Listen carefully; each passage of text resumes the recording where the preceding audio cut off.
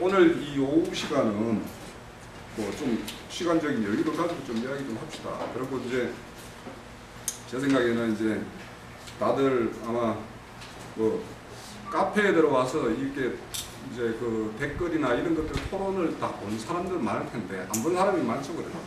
여기 그죠?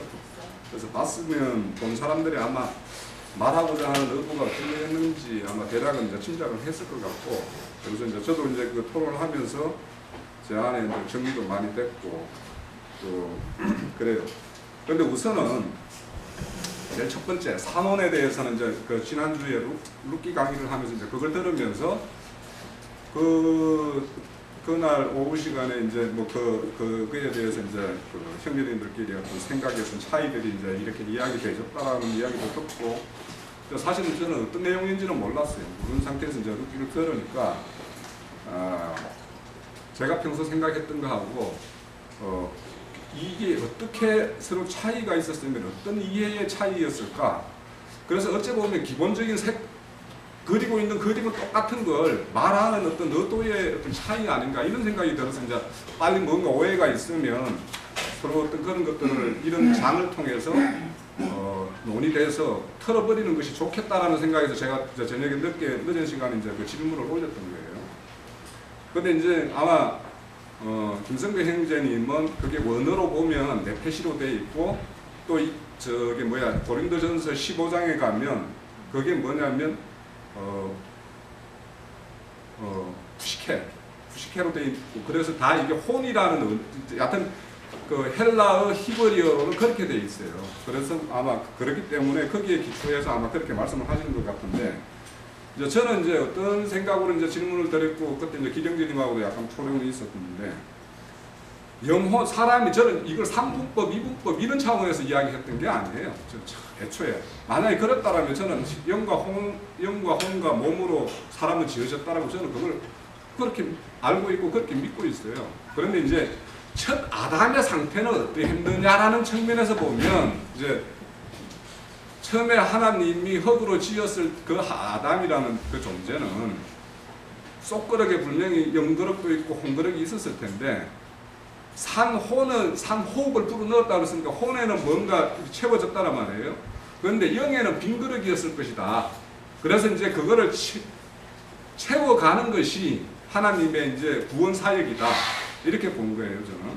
그런 측면에서 이제 이렇게 봤었던 거고.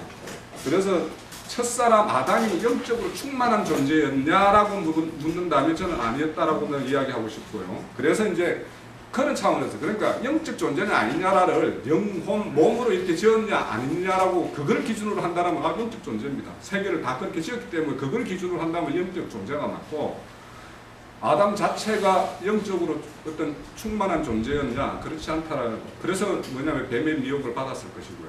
그렇게 생각을 하기 때문에 이제 그 토론은 그랬었고, 그 이어지는 이제 그 양심에 대한 것들은 금방 내가 저기 양심이라는 걸 이제 그 한자를 찾아봤어요. 금방. 그 보면 양자가 뭐냐면 좋을 양자도 되고 무덤 양자도 되고요. 도깨비 양자도 있고 어질 양자도 있어요. 그렇다면 이 양심이라는 거는 그 속에 뭐가 담겼는가에 따라서는 어질 수도 있고 좋을 수도 있어요. 그렇지 않으면 나쁜 게 들어있으면 도깨비 같은 그런 것이 될 수도 있고 무덤과 같은 존재가 될 수 있다는 거예요. 이 양심이라는 건. 그래서 저는 뭐냐면 양심이 최고의 근본이 아니다라고 나는 생각하는 거예요. 양심이 뭔가 조성되기에는 그 이전에 뭔가가 있어야 되는데, 그거는 나는 그게 영이라고 생각하고, 영이라는 것은 말씀인데, 하나님의 말씀을 가지고 있으면 선한 양심이 되겠죠. 그런데 뱀의 사상과 뱀의 말을 가지고 있으면 그건 악한 양심이 될 거란 말이에요. 그래서 저는 양심이 근본이 아니고, 양심 그 저면에 더 깊은 것이 있다. 저는 그렇게 생각을 하는 거예요. 그래서 이제 제가 한번 찾아보고 싶은 거는, 잘하는 거니까 찾아볼 것도 없어요. 우리 서가랴서 4장에 보면 두 감람나무 나오죠, 그죠? 그러면 거기에는 금등대가 나와요. 그리고 양쪽에 감람나무가 서 있어요, 그죠? 그런데 거기에 가지에서 금기름이 부어진다고 그러죠, 그죠?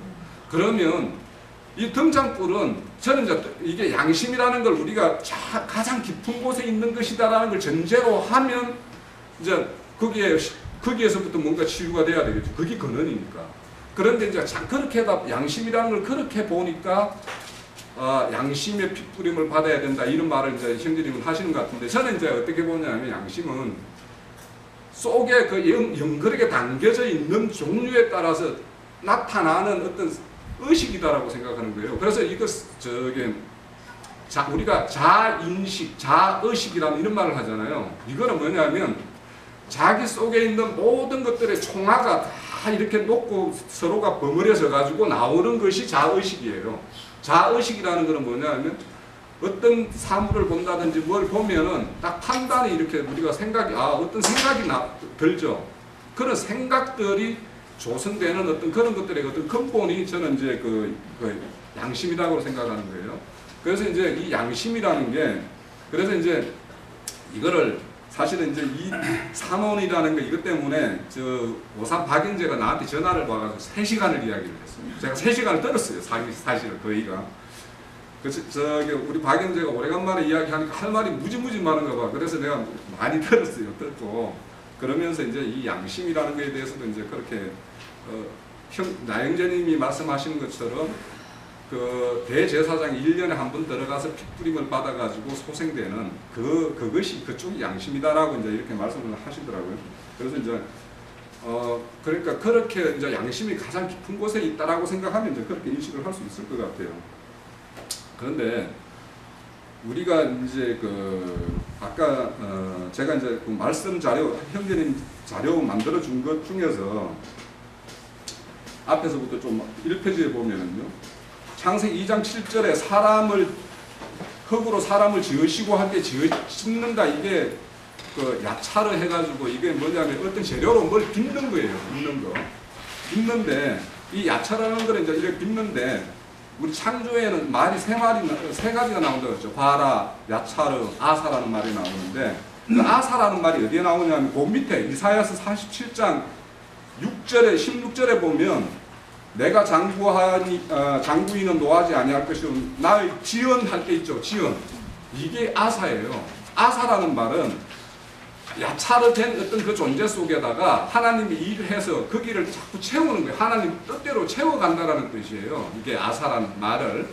그래서 뭐냐면 이사야서 57장 이것도 여기에서 내 영과 혼을 소생한다라는 것도 뭐냐면 우리 신앙하는 게 첫 아담의 회복이 아니거든요. 그죠? 그건 아니잖아요. 그죠? 그러면 그 아담 속에 지은 영거럭 속에 하나님이 원하시는 그 영으로 자꾸 채워가는 거예요. 자, 제가 왜 양심이라는 게 이 영의 지식의 지배를 받는 요소라고 보는 거는 우리가 어떤 하나님이 아는 지식을 더하면 더할수록 이 양심이 변해요. 옛날에는 이상한 거에 양심의 가책을 받았는데 지금은 어떤 부분에서는 그거 아무것도 아니네 해서 거기에 대해서 가책을 안 받는 게 있죠. 그죠? 이런 것처럼 이 양심이 가책받는 거는 어떤 그 사람이 가지고 있는 지식 속에 따라서 그 양심이 달라져요.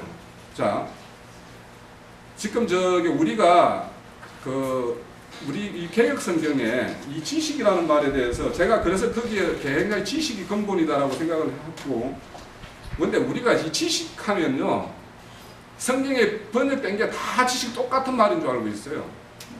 뭐냐면 고린도전서 8장 1절에 지식은 교만한다라고 할 때 이 지식은 뭐냐면 그노시스 해가지고 땅의 지식이에요. 사람이 어떤 자기 스스로 아는 지식이에요.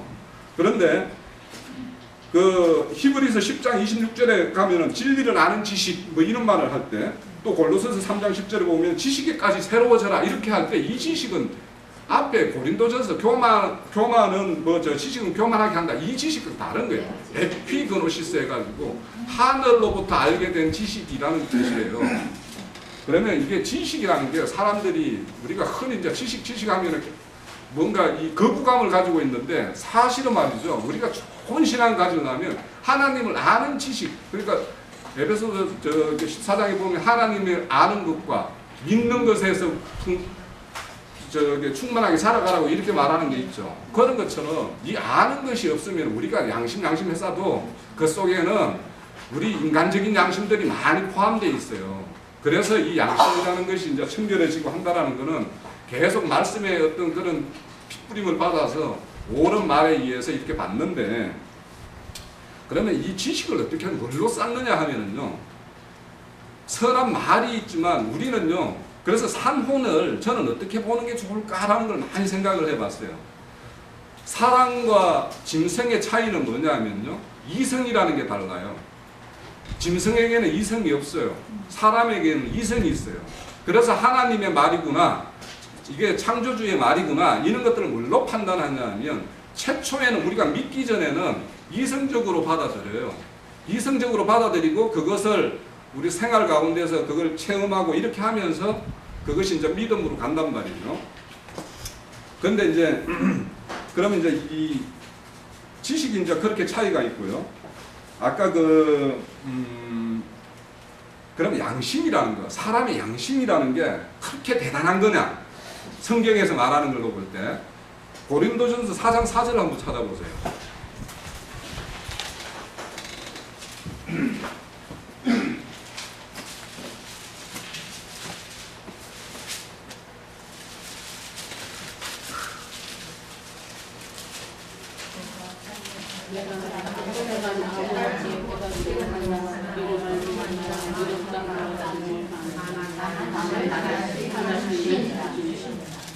그렇죠. 내가 자책할 것 아무것도 지금 바울 사도가 내가 내 양심상으로는 자책할 것이 아무것도 없지만 이 자책 없는 거 이것 때문에 내가 이것이 나의 의로움을 보증해 주는 건 아니다라는 거예요. 그러면 영이라는 것이 절대적인 어떤 양심이라는 게 절대적인 것이라면 양심의 가책을 안 받으면 내가 그러면 그걸로 인해서 하나님으로부터 내가 당당히 어려움이 있어야 되겠죠. 근데 이제 이거는 이제 두 가지 측면이 있을 거예요. 왜냐하면 바울 사도는 우리의 어려움이라는 거는 믿음으로 어렵다라고 하니까 그분의 어떤 그런 측면에서 이제 이렇게 이야기하는 것도 있지만 또 이 고린도전서에 쭉 나오다 보면 8장에 보면 또 양심에 대한 이야기가 많이 나와요. 예? 우리가 그 우상의 재물을 먹는 거, 이 재물이 내 세상에 있는 어떤 음식이나 모든 것들은 하나님이 우리에게 공급하는 음식인데 그게 재물에 올려졌다, 재단에 어디에 뭐 올라졌다 하더라도 그 재물이 나를 해하지는 못한다. 내가 어떤 영적 지식이 그런 것이 해하지 않는 것이다라고 알고 나면, 그렇지만 여기에서 보면 연약한 자가 내가 그 재물을 먹는 걸로 인해서 그걸 보고 그 사람이 실족할 것 같으면 그 사람을 사랑하는 마음 때문에 이건 먹지 말아라 이렇게 이야기한단 말이에요. 그러면 이 양심보다는 근본적으로 더 중요한 것은 각 지체들을 사랑하는 그 마음이 훨씬 더 근본된다는 이야기겠죠. 그런 것도 있고 고린도전 10장에 가면 또 이와 유사한 이야기가 있어요. 이렇게처럼 이 양심이라는 것은 실질적으로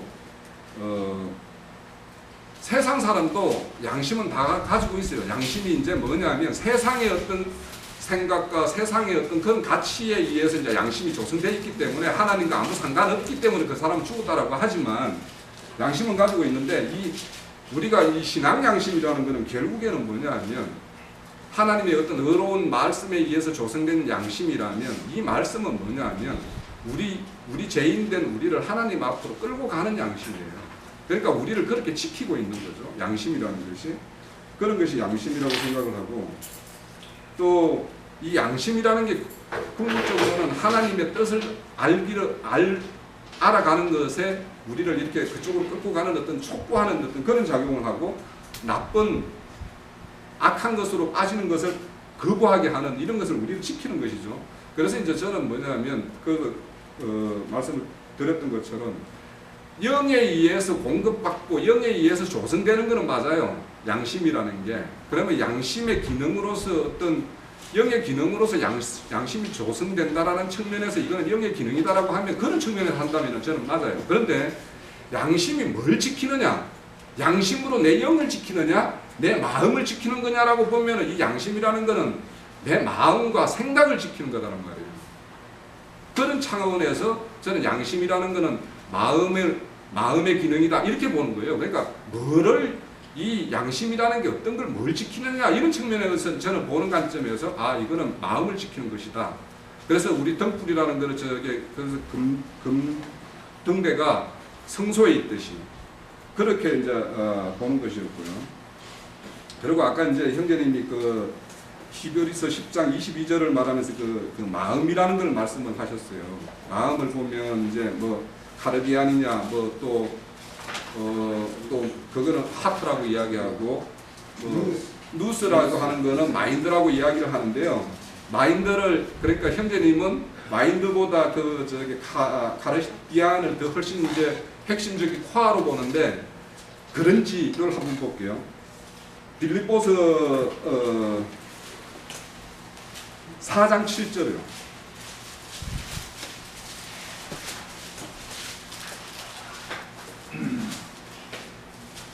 여기 보면 그리하면 모든 지각에 뛰어난 하나님의 평강이 그리스도 예수 안에 너희 마음과 생각을 지키시리라 이렇게 했는데 여기에 보면은 저게 누스라는 게 마인드라는 것보다 오히려요 이성이라는 말에 저는 더 가깝지 않나라고 생각을 해요. 왜냐하면 여기에서 지각이라는 말이 이게 누스예요. 여기서 번역상. 그리고 그 뒤에 마음이라는 거 있죠. 마음이라는 게 카르디스예요. 그리고 생각이라는 게 노예마야라고 이렇게 이야기를 해요. 그래서 노예마라는 것도 이게 이제 그 아담의 마음을 뱀이 아담의 마음을 뺏어갔죠. 그때 마음이라고 하는 걸 이 저게 노예마 이런 뜻으로 의미로 써요.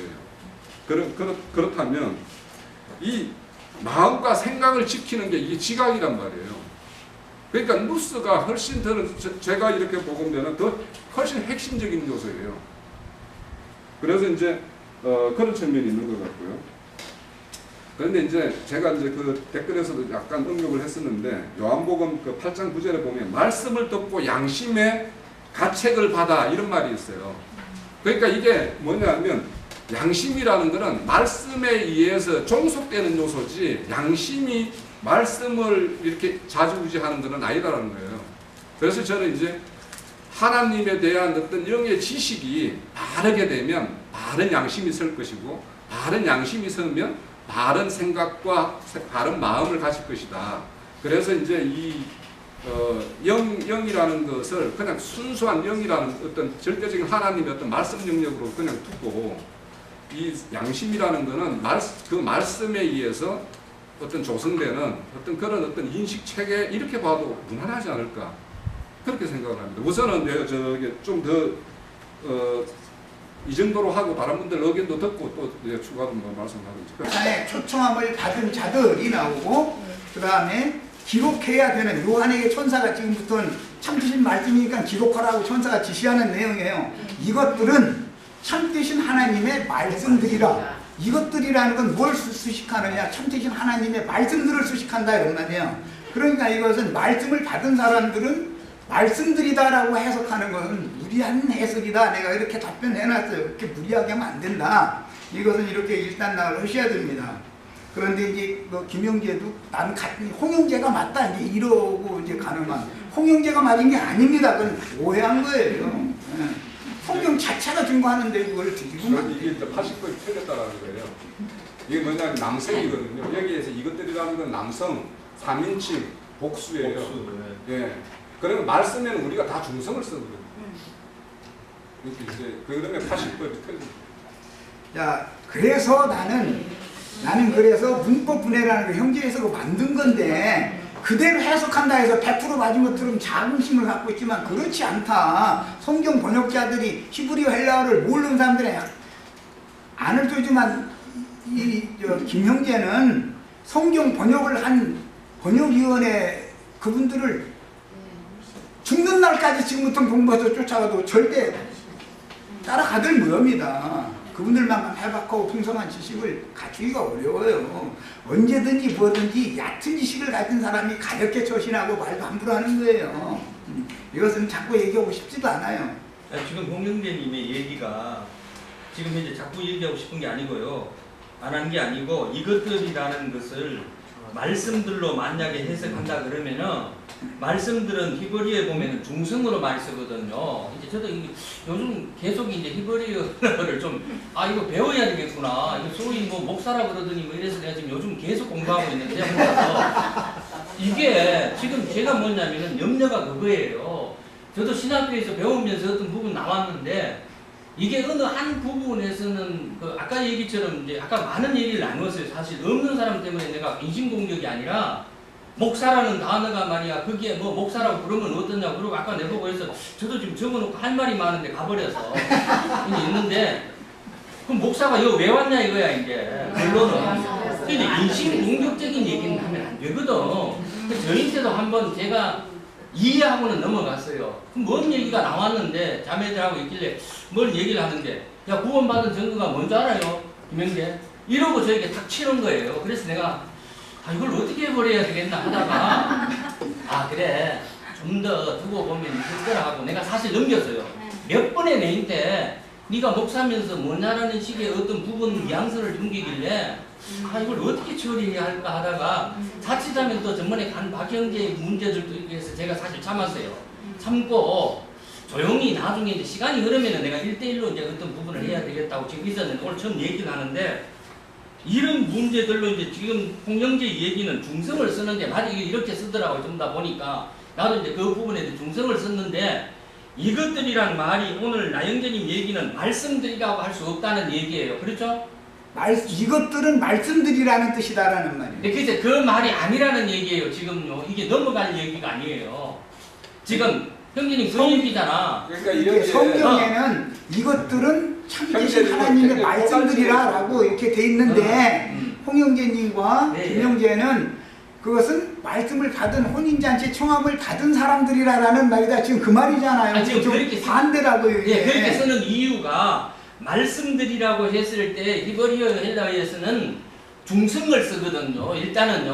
홍영재가 얘기한 걸 지금 얘기하는 거예요. 다가 아니고 대부분. 예. 그래 쓴다고 지금 홍영재가 얘기를 했기 때문에 형제님이 그냥 넘어가시면은 중성이라는 말은 이쪽에도 가능, 아니고, 저쪽에도 가능 그런 뜻이에요. 요게 우리 시체도 중성 지금 또니까 또 뭐 헷갈리실 까 이거 좀 더 찾아야 그러니까 되겠는데. 이제 그러다 보니까 형제님은 혼인잔치 청함을 받은 사람들에게 적용해도 되지 않냐라고 생각을 했다는 거예요. 그렇게 보고 있는 거예요. 네. 그러나 성경에는 이 중성이라는 말은 이쪽도 가능하고 저쪽도 가능한데 킹제임스 성경을 번역한 사람들은 히브리어를 헬라어로 번역한 것을 직역을 한 사람들이기 때문에 그 의미를 살펴서 이것들은 참되신 하나님의 말씀들이다 라고 성경 번역에 딱 못을 박아서 해놨으니까 우리는 성경 번역자들을 믿고 따라가야 된다. 난 이것을 말하는 거고요.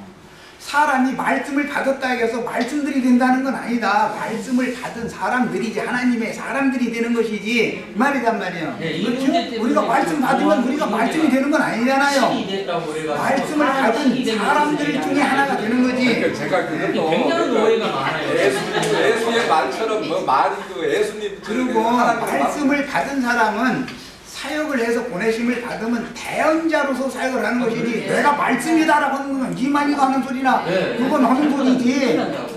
이만희는 지가 말씀이라고 그러잖아요. 그건 그런 놈들이 하는 소리지.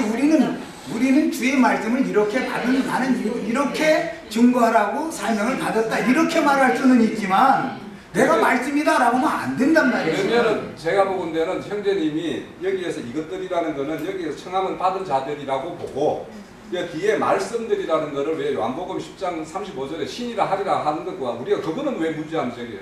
그래서 내가 신들이라 그것도 내가 답변 그걸 다루는 게 안 읽었는가 봐. 아니 그 시편 82편에서 인용한 말이라서 거기서는 재판장들에 대해서 한 말이다. 왜? 재판장들은 레위인이 제사장들이 이스라엘을 재판하게 율법에 정해졌기 때문에 제사장들의 입에는 말씀이 있어야 되는 거예요. 그 말씀을 맡은 사람들이면 신들이다 이거예요. 신이 아니고 말씀의 아들들이다 이런 말이에요. 그러면 말씀을 정확하게 해석해서 재판을 정확하게 해라 그 말이에요. 그렇다면 이거는 이렇게 해석하는 게 더 좋다는 거예요.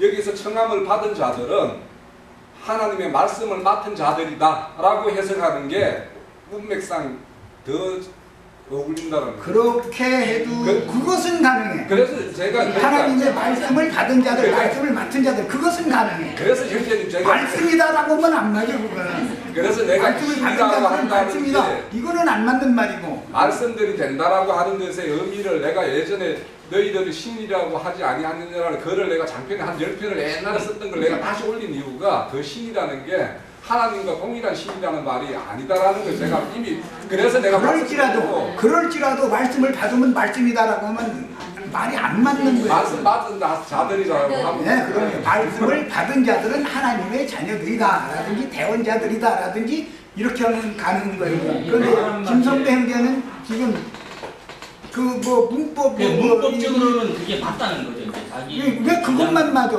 이쪽도 맞는데 중성이라는 건 양면에 다 적용이 되는 건데 이런 식으로 함부로 하면 안 된다라는 이게 거예요. 문제가 되는 거예요. 예. 자, 이제 그 문제는 이렇게 이제 일단 나왔습니다. 왜냐하면 성경 자체가 이것들은 참되신 하나님의 말씀들이라 하기로 하고 이제 그 다음에 기록하는 내용으로 들어가니까 그건 성경이 확정해놨으니까 더 이상 얘기하면 안 돼요. 자, 됐고 이번에는 양심의 처소와 양심의 기능에 관한 거예요. 홍 형제님이 지금 시간에 첫 번째 이제 제기했던 문제예요. 이제 세 가지였는데 첫 번째는 양심의 처소가 마음이냐 영이냐 이 문제단 말이에요 지금.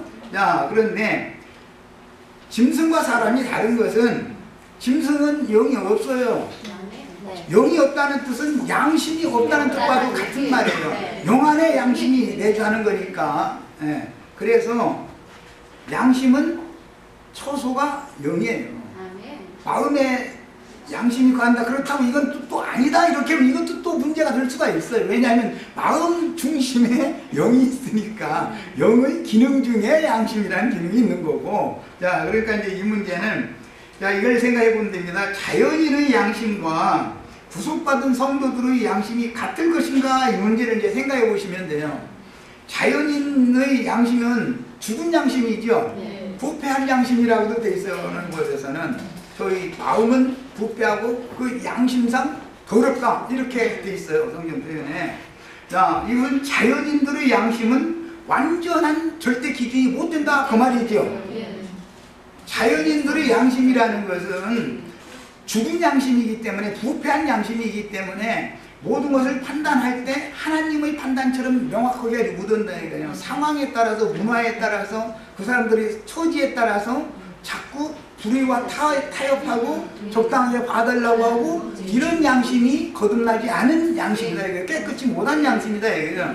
자, 구속받은 성도들의 양심은 무슨 차이가 있느냐? 하나님이 옳다고 하면 옳은 거예요. 하나님이 이렇다 하면 아멘으로 받는 거예요. 그것이 옳은 양심이에요. 깨끗한 양심이에요.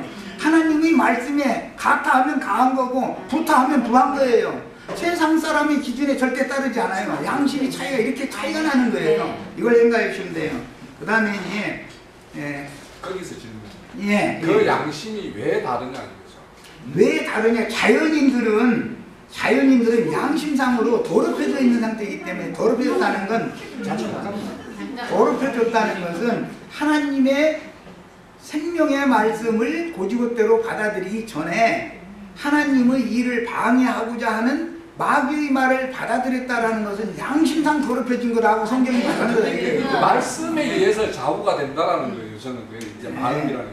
자, 이제 그 문제는 먼저는 뭘 생각해야 되는 양심의 좌소가 마음이라고 해야 맞냐 영이라고 해야 맞냐. 너 성경에서는 정확하게 영이라고 하는 거예요. 네, 개는 양심이 없어요. 그건 무슨 뜻이요? 양심의 좌소가 영이 없기 때문에 개에게는 양심이 요구할 수가 없는 거예요. 그래서 내가 이제 댓글을 다룰 때 짐승들은 어떻게 살다가 죽어도 사후에 가서 자기의 생애에 대해서 하나님 앞에 책임 추궁 당하지도 않고 책임지지도 않는 거다. 짐승들이라는 건 왜? 근본적으로 영이 없으니까 하나님과 교통하는 기관 자체가 없는데 그걸 하나님이 책임 추궁하지 않는다. 그러나 사람은 짐승과 달리 이 생을 한평생을 살게 한 다음에 어떻게 살았는가를 가지고 최후로 반드시 심판을 받게 돼 있다. 그걸 우리는 준비하는 거다. 이것이 신앙생활이다. 이렇게 답변을 정확하게 해놨어요. 근데 이것도 참조하시기 바래요. 자, 그 다음에 이제 마음의 문제인데 하나님은 사람의 중심을 살피신다 이렇게 돼 있어요. 자, 자연인의 마음과 구속받은 성도들의 마음이 같겠는가 이걸 또 생각해 보는 거예요. 아까 양심도 자연인의 양심과 구속받은 성도들의 청결케 된 양심이 같겠는가 이걸 생각해 봤죠. 그럼 답이 나오니까 말이에요. 마음도 마찬가지예요. 자연인의 마음은 이미 양심상 죽었기 때문에 그 마음은 부패하다 이거예요. 썩은 거다 이거예요. 썩은 마음이다 이거예요. 다만 거름덩이에 지나지 않는 거예요. 그런데 그렇게 만드는 것도 하나님의 지혜예요. 거름이 풍족한 땅에다가 그 마음밭에다가 말씀 씨를 뿌려서 농사를 해야 되기 때문에 사실은 거름 준비한 거예요, 그게. 자, 그런데 그래서 아담이 금령의 나무를 먼저 따먹는 것도 하나님의 지혜다, 이게. 근데 그 얘기를 자꾸 한 거잖아요. 자, 자연인의 마음이라고 하는 것은 전부 위선이다, 이거예요. 선한 생각 가지고 뭐 좋은 마음을 가진 것 같죠. 뭐 이웃돕기, 예를 들어서 이웃돕기 하는 것은 나쁘다 그 말이 아니라, 이웃돕기라도 하면은 마음이 흐뭇해. 나는 돈이 없어서 마음은 있는데 돈이 없어서 이웃돕기에 참여를 못했어. 그러면 내가 하나님 앞에 죄를 진 것 같이 자꾸 걸림이 돼. 이것은 자연인의 마음이다, 이거예요.